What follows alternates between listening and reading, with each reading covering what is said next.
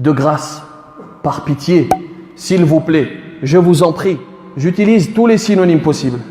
Faites attention au voisinage. Allah barik fikum. On va terminer les prières aux alentours, alors ça dépend, en France ça dépend de la ville, mais on va terminer aux alentours de minuit 30, 1h, parfois 1h30. Soyez le plus discret possible. Et certains ne comprennent que par le cas pratique. Alors mettons-nous en situation. Imagine tu habites dans un quartier dans lequel il y a une synagogue ou une église. Et pendant un mois complet, chaque soir, ils ont une cérémonie religieuse. Et à l'issue de cette cérémonie, les fidèles sortent dans la rue et se mettent à parler fort et se mettent à faire un boucan monumental. Alors soyez sincères. Quelle sera votre réaction? Quelle serait votre réaction? Allez, dites vraiment, quelle serait votre réaction? Le plus doux d'entre nous, il va aller essayer de dialoguer, d'aller dire s'il vous plaît, baissez un peu le volume. Celui qui a réagi au quart de tour, il va dire mais cette bande de chrétiens, cette bande de juifs. Et c'est exactement ce qui se passe. À cause de nos comportements, on arrive à ces généralisations, à ces généralités.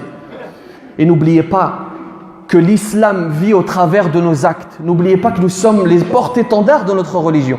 Et l'autre voit la religion au travers de tes actes. Est-ce que tu veux que l'on voit l'islam ainsi? Que l'on voit des gens qui sortent et qui ont des conversations futiles? Oh, t'as vu le Barça, le Real? Oh, Ronaldo, il m'a déçu, la Ligue des Champions. C'est exactement ce qui se dit. Alors ce que je viens de vous dire, c'est de la logique. L'exemple avec l'église. Prenons du religieux. Il y a une tradition prophétique, un hadith qui est faible. Mais on peut utiliser, comme vous le savez, le hadith faible pour l'exhortation. Le prophète aurait dit, on a rapporté du prophète qu'il aurait dit « Man adha al-jar faqad adhani, wa man adhani faqad adha Allah » Celui qui embête, qui dérange le voisin, il m'a dérangé. Celui qui m'a dérangé, il a dérangé Dieu. Vous voulez qu'on aille plus loin?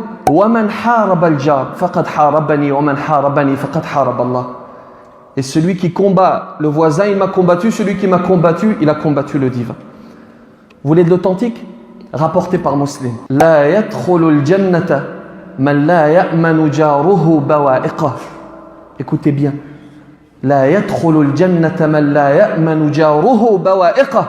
N'entrera pas au paradis celui dont le voisin n'est pas à l'abri. Celui dont le voisin n'est pas à l'abri des nuisances. Un autre hadith.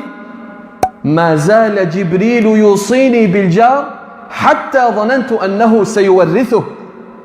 Jibril n'a cessé de me recommander, de me faire des recommandations à propos du voisin jusqu'à ce que je pense que le voisin reçoive une part de l'héritage. Ça va très loin. Donc ne gâchez pas votre mois de Ramadan pour des futilités et faites attention également à comment est-ce que vous vous garez pendant le mois de Ramadan. Ne gênez pas votre voisin, ne gênez pas l'autre. Il vaut mieux que tu ne pries pas. Ne va pas à la mosquée, va dans une autre mosquée.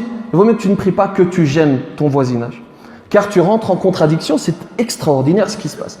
Des gens qui vont faire la prière, et donc cette prière, l'un de ses buts, c'est d'aller contre le blâmable. Et lorsqu'il sort de cette prière qui doit l'amener à aller contre le blâmable, il commet le blâmable. Il se met à déranger son voisinage, ou alors, avant de rentrer dans la mosquée, il gare sa voiture n'importe comment. Propagez ce message, partagez ce message à ceux qui sont autour de vous.